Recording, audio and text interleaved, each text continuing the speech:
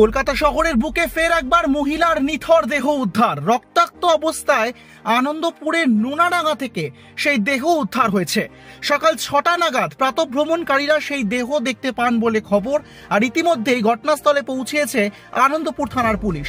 সেই দেহ তুলে নিয়ে গিয়ে ময়নাতদন্তের জন্য পাঠানো হয়েছে। যদিও সেই মহিলার কিভাবে মৃত্যু ঘটেছে, তাকে খুন করা হয়েছে নাকি বা কিভাবে খুন করা হয়েছে যদি হয়ে থাকে, তা এখনো পর্যন্ত স্পষ্ট নয়। জানা গিয়েছে ময়নাতদন্তের রিপোর্ট এলে তবেই পরিষ্কার হবে যে কিভাবে এই মহিলার মৃত্যু হয়েছে। আপনারা জানেন, সম্প্রতি আনন্দপুরে প্রমোটারকে কুপিয়ে খুন করার অভিযোগ উঠেছিল এবং তারপরে রীতিমতন রাজ্য রাজনীতি তোলপাড় হয়েছিল। প্রশাসনের দিকে আঙ্গুল তুলেছিলেন বিরোধীরা, আর তারপরেই ঘটেছিল আরজি করের মতন বড় সড় ঘটনা।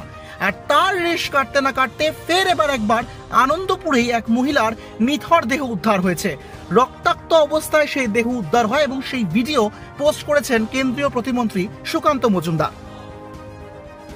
খবরের শিরোনামে ফের একবার আনন্দপুরে ঝোপের মধ্যে থেকে মহিলার নিথর রক্তাক্ত দেহ উদ্ধার।